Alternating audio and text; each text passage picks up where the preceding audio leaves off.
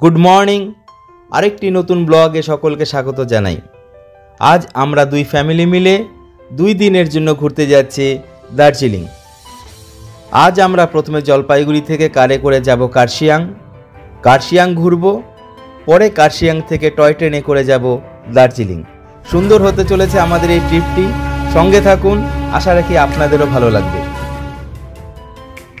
সকাল 8:15 আমরা জলপাইগুড়ি থেকে যাত্রা শুরু করে 9:15তেই আমরা শিলিগুড়ি উত্তর কন্যার সামনে। আজ পরিষ্কার আকাশ, ভিজিবিলিটি ভালো রয়েছে, পাহাড়ের মেঘও সুন্দর চোখে ধরা পড়ছে। চলে এসেছি রোহিণী মোড়, সোজা মিরিক, আমরা ডান দিকে রোহিণীর দিকে চলে যাচ্ছি।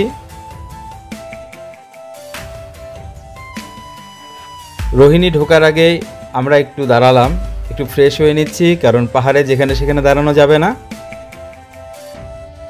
সামনে এই রোহিণী টোল প্লাজা, গাড়ি প্রতি 30 টাকা করে দিতে হচ্ছে। ফার্স্ট টার্ন, টোল প্লাজা পার হতেই গাড়ি সোজা পাহাড়ের চড়াই উঠতে শুরু করেছে। আজকে ওয়েদারটা ভালোই আছে। এখন 10:05 বাজে, আমরা রোহিণী থেকে উপরের দিকে উঠছি। আমরা এখন মেঘের মধ্যে। হাই কই বাবু, কেমন লাগছে? দীর্ঘ দাবদাহের পর একটু স্বস্তি পাচ্ছি। পাহাড়ের আকাশ একদম মেঘলা হয়ে আছে, প্রচন্ড কুয়াশা, সাইট সিন তেমনভাবে কিছু দেখতে পাচ্ছি না। তবে পাহাড়ের ওয়েদার আশা করি সামনে হয়তো ভালো দেখতে পাবো। বলতে বলতেই আবার বৃষ্টি শুরু হয়ে গেল।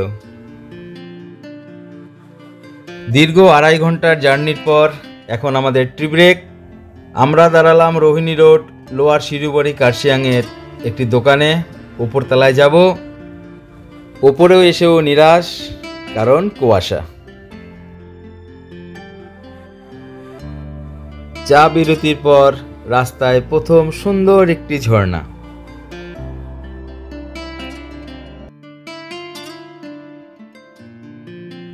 বাপাশে খাড়াই খাত, ডান দিকে পাহাড়, ডেঞ্জারাস জায়গা।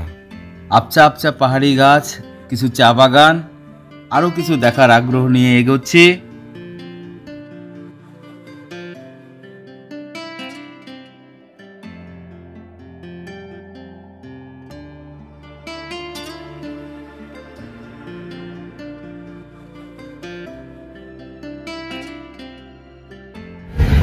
এই যে কার্শিয়াং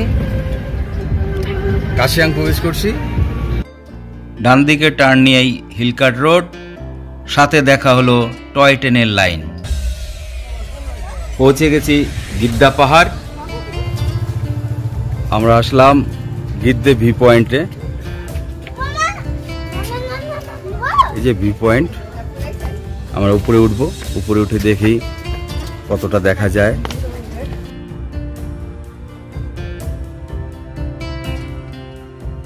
ভিউ না দেখতে পেলেও মোমো আমরা ঠিক দেখতে পেয়েছি। পাহাড়ি মোমোর টেস্ট তো করতেই হবে, তাছাড়া একটু খিদাও পেয়ে গেছে। এই যে অর্কদীপ মোমো খাচ্ছে। কেমন মোমোটা কেমন হচ্ছে? ভালো, টেস্টি মোমো, পারফেক্ট। ওরে বাবা! গিদ্দে ভিউ পয়েন্টের অপোজিট সাইডে রয়েছে নেতাজি সুভাষচন্দ্র বোস মিউজিয়াম। এর কিছুটা অংশ রয়েছে institute of Himalayan language and cultural রিসার্চের জন্য। এই বাড়িটি শুধুমাত্র যে মিউজিয়াম তা নয়, এই বাড়িটির সাথে জড়িয়ে রয়েছে নেতাজি সুভাষচন্দ্র বসুর স্মৃতি বিজড়িত অনেক ঘটনা।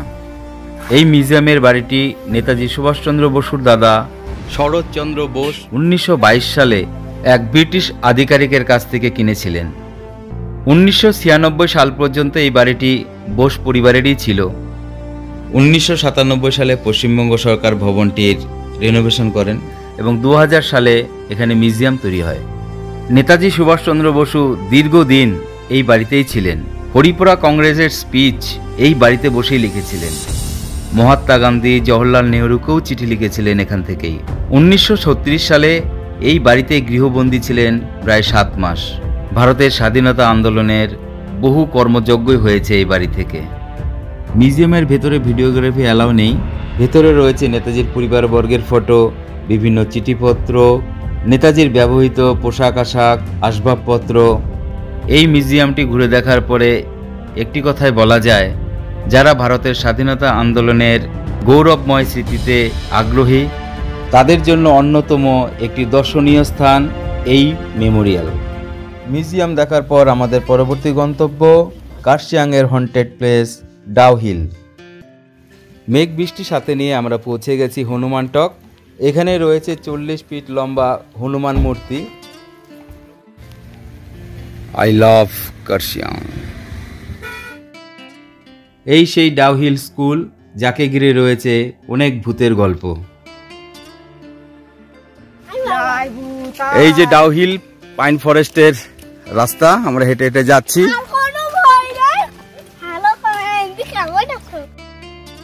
এই ডাউ হিল ফরেস্ট নিয়ে অনেক গল্পই আমরা কম বেশি শুনেছি। Beware Dow Hill forest.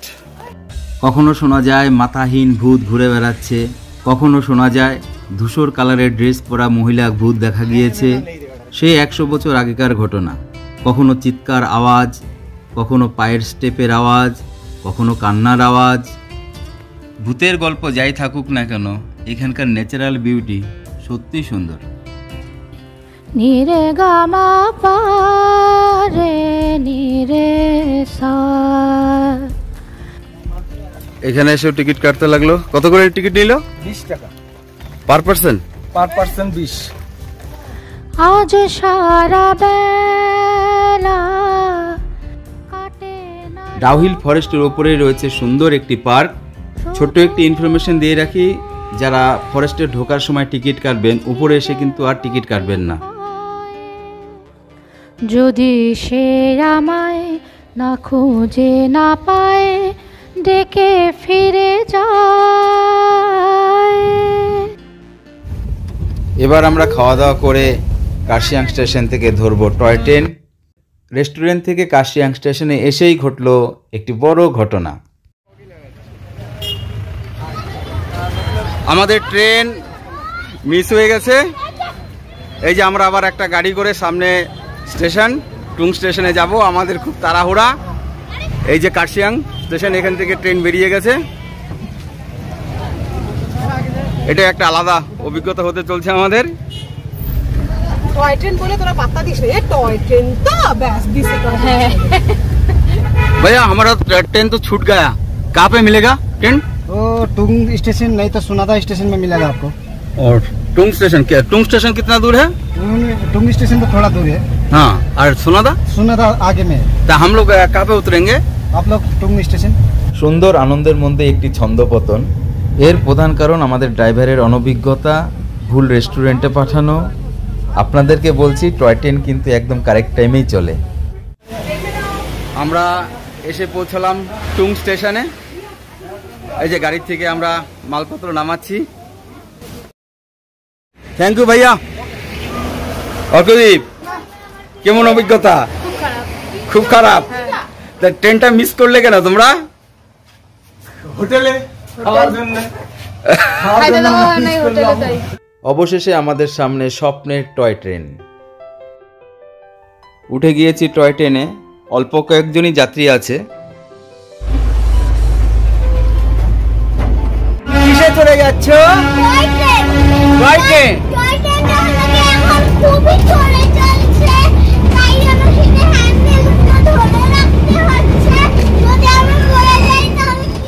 Toy ট্রেনে চড়ে কটি পতঙ্গ সিনেমার রাজেশ খান্নার মতো মনে হচ্ছে। मेरे सपना के रानी कब आएगी तू, आई रुत मस्तानी कब आएगी तू, बीती जाए जिंदगानी कब आएगी तू, चलिया तू चलिया। ট্রেনে প্রচণ্ড শব্দ হলো। রেলের কর্মীরা লাইনটাকে চেক করে নিচ্ছেন কোনো সমস্যা হলো কিনা। আমরা এখন সোনাদা শহরের উপর দিয়ে যাচ্ছি। দেখুন, হাত বাড়ালেই দোকান।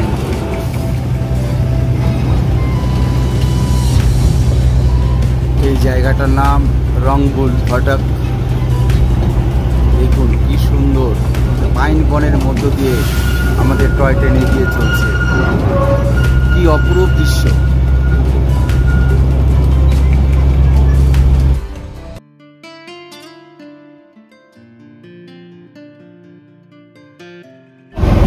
পৌঁছে গেছি ঘুম স্টেশন।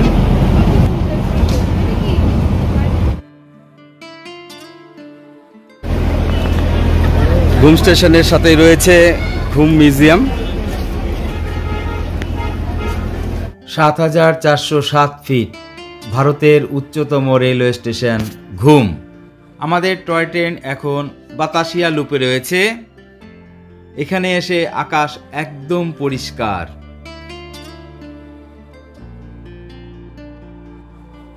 সূর্য উঠেছে, সূর্য দেখা যাচ্ছে। টয় ট্রেন থেকে দার্জিলিং এর সুন্দর view. Darjeeling queen of hill. Darjeeling শব্দটি এসেছে তিবেতিয়ান শব্দ দর্জে এবং লিং থেকে। দর্জে কথার অর্থ বজ্রপাত এবং লিং শব্দের অর্থ ভূমি। দার্জিলিং শব্দের উৎপত্তিগত অর্থ বজ্রপাতের দেশ। এরই সাথে আমরা প্রবেশ করলাম দার্জিলিং স্টেশন।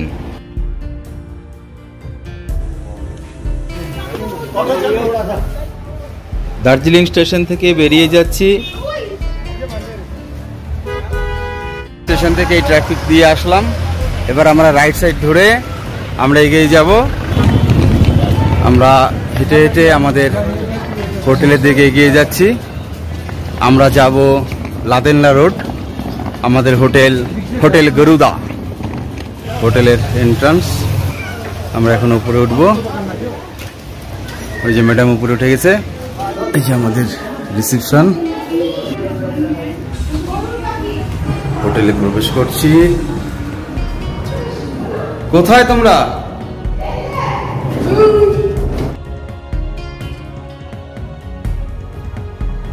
হোটেলে ফ্রেশ হয়ে এবার আমাদের গন্তব্য অন্যতম আকর্ষণ দার্জিলিং মেল। বেলবি হোটেল এবং সামনে রয়েছে মেল ফোয়ারা।